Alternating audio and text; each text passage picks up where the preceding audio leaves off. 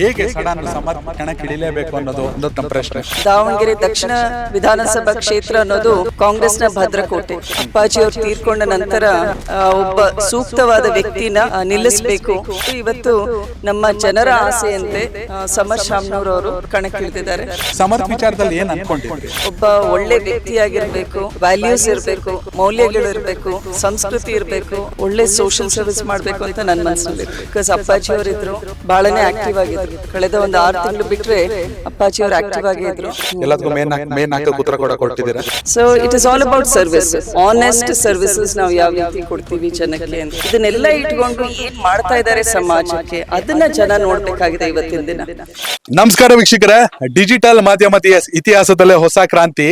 ರಾಜ್ಯದ ಬೇರೆ ಬೇರೆ ಜಿಲ್ಲೆಗಳ 4-5 ಪತ್ರಕರ್ತರು ಸೇರಿ ಒಟ್ಟಾರೆಯಾಗಿ ಕಾಂಗ್ರೆಸ್ನ ಅಭ್ಯರ್ಥಿ ಸಮರ್ಥ್ ಅವರ ಪರವಾಗಿ ಅವರ ತಾಯಿ ಹಾಗೆ ಸಂಸದೆ ಡಾಕ್ಟರ್ ಪ್ರಭಾ ಮಲ್ಲಿಕಾರ್ಜುನ್ ಅವರನ್ನ ನಾವೀಗ ಪ್ರಶ್ನೆ ಮಾಡುವಂತ ಸಂದರ್ಭ. ಸತತವಾದ ಪ್ರಚಾರ ನಡೀತಾ ಇದೆ. ಬಿಸಿಲಿಗಿಂತಲೂ ಚುನಾವಣೆ ಕಾವು ಜೋರಾಗಿದೆ. ಹೀಗಾಗಿ ಹದಡಿ ಜಿಲ್ಲಾ ಪಂಚಾಯತಿಯ ಹೊಸಕೊಳನಹಳ್ಳಿ ಗ್ರಾಮದಲ್ಲಿ ಅವರು ಪ್ರಚಾರವನ್ನ ನಡೆಸ್ತಾ ಇದ್ರು. ನಮಗೆ ಕೂಡ ಅವಕಾಶ ಮಾಡಿಕೊಟ್ರು. ಮೇಡಮ್, ಮೊದಲನೇದಾಗಿ ಧನ್ಯವಾದಗಳು. ಹೇಗೆ ನಡೀತಾ ಇದೆ ಪ್ರಚಾರ? ತುಂಬಾನೇ ಚೆನ್ನಾಗಿ ನಡೀತಾ ಇದೆ. ಈಗ ಅಧಿಕೃತವಾಗಿ ಸಮರ್ಥ್ ಅವರು ನಾಮಪತ್ರ ಸಲ್ಲಿಸಿದ ನಂತರ ನಾವು ಭರಾಟೆಯಿಂದ ನಮ್ಮ ಮುಖಂಡರು, ಕಾರ್ಯಕರ್ತರು ಎಲ್ಲರೂ ಸೇರಿ ಅಭಿಮಾನಿಗಳ ಜೊತೆಗೆ ಚುನಾವಣಾ ಪ್ರಚಾರದಲ್ಲಿ ಇಳಿದಿದ್ದೀವಿ. ನಾನು ಗ್ರಾಮಾಂತರ ಭಾಗದಲ್ಲಿ ಇದು 3ನೇ ದಿನ ಪ್ರಚಾರ ಮಾಡ್ತಾ ಇರೋದು. ಇಡೀ ಟೀಮ್ ಜೊತೆಗೆ ಮಾಡ್ತಾ ಇದ್ವಿ. ಓಕೆ, ಪರ್ಸನಲ್ ಆಗಿ ಕೇಳಲೇಬೇಕಂತ ಅನ್ಕೋತಿದ್ದೆ. 3 ದಿನದಿಂದ ಪ್ರತಿ ತಂದೆ ತಾಯಿಗೂ ತಮ್ಮ ಮಕ್ಕಳ ಭವಿಷ್ಯದ ಬಗ್ಗೆ ಒಂದು ಕನಸಿರುತ್ತೆ. ಸಮರ್ಥ್ ವಿಚಾರದಲ್ಲಿ ಏನ್ ಅನ್ಕೊಂಡಿದ್ರಿ? ಮೋರ್ ದೆನ್ ಅವ್ರು ಎಷ್ಟು ಅಚೀವ್ ಮಾಡ್ಬೇಕು ಲೈಫ್ ಅನ್ನೋದಕ್ಕಿಂತ ಒಬ್ಬ ಒಳ್ಳೆ ವ್ಯಕ್ತಿಯಾಗಿರ್ಬೇಕು, ವ್ಯಾಲ್ಯೂಸ್ ಇರಬೇಕು, ಮೌಲ್ಯಗಳು ಇರಬೇಕು, ಸಂಸ್ಕೃತಿ ಇರಬೇಕು ಅನ್ನೋದು. ಇದ್ರ ಜೊತೆಗೆ ಬೇರೆ ಏನು ಅಚೀವ್ ಮಾಡಿದ್ರು ಕೂಡ ಅದು ಆಡೆಡ್ ಫ್ಯಾಕ್ಟರ್ ಆಗುತ್ತೆ. ರಾಜಕೀಯವಾಗಿ ಇರ್ಬೋದು, ರಾಜಕೀಯ ದೂರದ್ದು. ಹೌದು, ಬಿಕಾಸ್ ಅಪ್ಪಾಜಿ ಅವರಿದ್ರು, ಬಹಳನೇ ಆಕ್ಟಿವ್ ಆಗಿದ್ರು. ಕಳೆದ ಒಂದು 6 ತಿಂಗಳು ಬಿಟ್ರೆ ಅಪ್ಪಾಜಿ ಅವರು ಆಕ್ಟಿವ್ ಆಗೇ ಇದ್ರು. ಸೊ ಒಳ್ಳೆ ಸೋಷಿಯಲ್ ಸರ್ವಿಸ್ ಮಾಡ್ಬೇಕು ಅಂತ ನನ್ನ ಮನಸ್ಸಿನಲ್ಲಿ.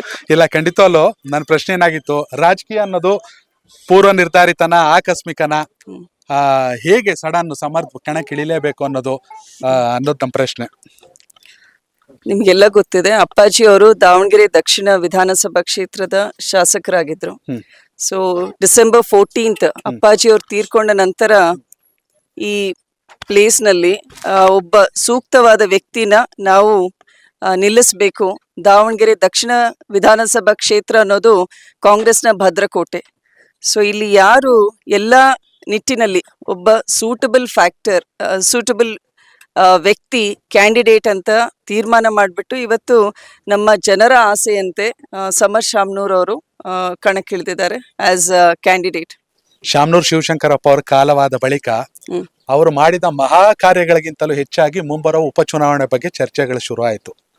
ದಾನಕ್ಕಿಂತ ಮಹಾದಾನ ಸಮಾಧಾನ ಅಂತ ಹೇಳ್ತಾರೆ. ನೀವು ಮಾತ್ರ ತಾಳ್ಮೆಯಿಂದನೇ ಇದ್ದೀರಾ. ಎಲ್ಲದಕ್ಕೂ ಮೇನ್ ಹಾಕಕ್ಕೆ ಉತ್ತರ ಕೊಟ್ಟಿದ್ದೀರಾ. ಯಾರಿಗೂ ಉತ್ತರ ಕೊಡ್ಬೇಕು? ವಿರೋಧಿಗಳಿಗೆ. ವಿರೋಧ ಅಂದ್ರೆ ಈಗ ಸಮರ್ಥರು ಐ ಥಿಂಕ್ ಮೊನ್ನೆ ಎಲ್ಲೋ ನೀವೇ ಇಂಟರ್ವ್ಯೂ ಮಾಡಿದಾಗ ಅದೇ ಹೇಳಿದ್ರು, ರಿಯಲ್ ಇಶ್ಯೂಸ್ ತಗೊಂಡು ಮಾತಾಡ್ರಿ, ನಾನ್ ಇಶ್ಯೂಸ್ ನ ತಗೊಂಡ್ ಬರ್ಬೇಡ್ರಿ ಅಂತ. So it is all about service, honest services ನಾವು ಯಾವ ರೀತಿ ಕೊಡ್ತೀವಿ ಜನಕ್ಕೆ ಅಂತ. ಹೌದು, ಸಮರ್ಥ್ ಪ್ರಿವಿಲೇಜ್ ಇದೆ. He is born in Shamanur family. ಅವ್ರ ಅಮ್ಮ MP ಇದ್ದಾರೆ, ಅವ್ರ ಅಪ್ಪಾಜಿ ಅವರು ಉಸ್ತುವಾರಿ ಸಚಿವರಿದ್ದಾರೆ, ಅವ್ರ ತಾತ ಬಾಪೂಜಿ ಸಂಸ್ಥೆ ಕಟ್ಟಿದ್ದಾರೆ. ಹೌದು, ಇದೆಲ್ಲ ಐತಿ. ಇದ್ರ ಜೊತೆಗೆ ಇದನ್ನೆಲ್ಲ ಇಟ್ಕೊಂಡು ಏನ್ ಮಾಡ್ತಾ ಇದ್ದಾರೆ ಸಮಾಜಕ್ಕೆ, ಅದನ್ನ ಜನ ನೋಡ್ಬೇಕಾಗಿದೆ ಇವತ್ತಿನ ದಿನ. ಸೊ ಇದನ್ನ ನಾವು ಯಾವ ರೀತಿ ನಮ್ಮ ಒಂದು ಸ್ಥಾನವನ್ನ ಜನಸೇವೆಗೆ ಬಳಸ್ಕೊಂತೀವಿ ಅನ್ನೋದನ್ನ ಜನ ನೋಡಿ ತೀರ್ಮಾನ ಮಾಡ್ಬೇಕಾಗಿದೆ ಇವತ್ತಿನ ದಿನ. ಆಲ್ಮೋಸ್ಟ್ 2 ವರ್ಷ ಆಯ್ತು ಬಂತು ಸಂಸದರಾಗಿ. ಜನಪ್ರತಿನಿಧಿ ಆಗದ್ ಕಷ್ಟನಾ ಅಥವಾ ಜನಪ್ರತಿನಿಧಿಯಾಗಿ ಕೆಲಸ ಮಾಡೋದ್ ಕಷ್ಟನಾ? ಕಷ್ಟ, ಬಹಳ ಕಷ್ಟ ಇದೆ, ಸುಲಭ ಅಂತೂ ಇಲ್ಲ. ಬಿಕಾಸ್ ಎಲ್ಲಾ ರೀತಿಯಂತಹ ಜವಾಬ್ದಾರಿಗಳಿರುತ್ತೆ. ಒಂದು ಕ್ಷೇತ್ರದಲ್ಲಿ ಓಡಾಡ್ಬೇಕು ಅನ್ನೋ ನಿರೀಕ್ಷೆ ಜಾಸ್ತಿ ಇರುತ್ತೆ. ಸಿಗಬೇಕು, ಜನ ಮಾತಾಡ್ಬೇಕು. ಯಾಕಂದ್ರೆ ಸಮಸ್ಯೆಗಳು, ಸಣ್ಣ ಸಮಸ್ಯೆಯಿಂದ ದೊಡ್ಡ ಸಮಸ್ಯೆಗೂ ಎಲ್ಲರೂ ಬರ್ತಾರೆ. ಹೆಣ್ಮಕ್ಳು ಕೂಡ ಮನೆಗಳು ಬೇಕು ನಮಗೆ.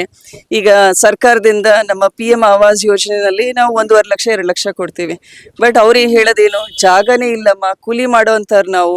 ನಮಗ್ ನೀವು ಸೈಟ್ ಇದೇನಂತ ಕೇಳಿದ್ರೆ ಹೆಂಗೆ, ನಾನು ಎಲ್ಲಿಂದ ಸೈಟ್ ತಗೊಳ್ಳಿ ಅಂತಾರೆ. ಸೊ ಈ ರೀತಿ ಇರುವಂತಹ ಬಡತನ ಬಡತನ ಆ ಸೆಕ್ಷನ್ಗೆ ನಾವು ಯಾವ ರೀತಿ ಸರ್ಕಾರದಿಂದ ಯೋಜನೆಗಳು ಮಾಡಬೇಕು ಅನ್ನೋದು that is a challenge, present day challenge ಈಗಿರೋದು. ಅಭಿವೃದ್ಧಿ ಕೆಲಸಗಳು ಆಗ್ತಾ ಇರ್ತವೆ, ಬಟ್ ಈಗಿನ ಡಿಮಾಂಡ್ ಏನಿದೆ, ಈಗ ಸೆನ್ಸಸ್ ಕೂಡ ಆಗ್ತಾ ಇದೆ, ಸೆನ್ಸಸ್ನಲ್ಲಿ ಒಂದು ಕ್ಲಾರಿಟಿ ಸಿಗುತ್ತೆ, ಬಡವರು ಎಷ್ಟು ಜನ ಇದ್ದಾರೆ, ಬಾಟಮ್ ಲೈನಲ್ಲಿ ಯಾರಿದ್ದಾರೆ. ಸೊ ಅದನ್ನು ಸಮೀಕ್ಷೆ ಆದ ನಂತರ ಹೊಸ ಹೊಸ ಪಾಲಿಸೀಸು ಅದನ್ನು ಯೋಜನೆಗಳು ಮಾಡಿದ್ಮೇಲೆ ಅವ್ರಿಗೂ ಕೂಡ ಅದು ತಕ್ಕುತ್ತೆ ಅಂತ.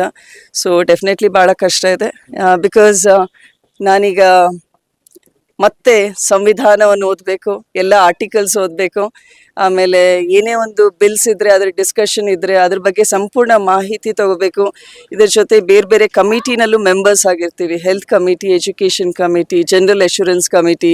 ಸೊ ಆ ಕಮಿಟಿಗೆ ಬರುವಂತಹ ಸಬ್ಜೆಕ್ಟ್ ಬಗ್ಗೆ ಕೂಡ ಅವೆಲ್ಲ ಒಂದು 500 ಶೀಟು 1000 ಶೀಟ್ ಇರ್ತವೆ ಮೆಟೀರಿಯಲ್. ಸೊ ಅದನ್ನೆಲ್ಲ ಓದಿ ನಾವು ಪಾಯಿಂಟ್ಸ್ ಮಾಡಿಕೊಂಡು ರೆಪ್ರೆಸೆಂಟ್ ಮಾಡಬೇಕಾಗುತ್ತೆ. ಸೊ ಮತ್ತೊಮ್ಮೆ ಇನ್ನೂ ಒಂದು ಹೊಸ ಯೂನಿವರ್ಸಿಟಿ, MP ಯೂನಿವರ್ಸಿಟಿ, ಪಾರ್ಲಿಮೆಂಟ್ ಯೂನಿವರ್ಸಿಟಿಗೆ ಸೇರಿದಂಗೆ ಆಗಿದೆ ನನಗೆ. ಹ್ಞೂ.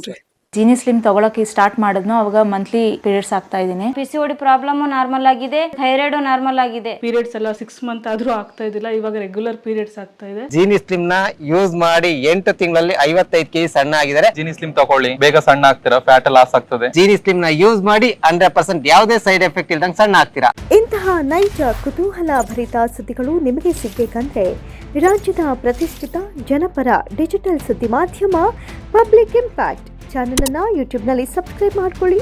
ವಿಡಿಯೋ ಇಷ್ಟವಾದರೆ ಲೈಕ್ ಮಾಡಿ, ನಿಮ್ಮ ಇಷ್ಟದವರಿಗೆ ಶೇರ್ ಮಾಡಿ ನಮ್ಮನ್ನು ಪ್ರೋತ್ಸಾಹಿಸಿ.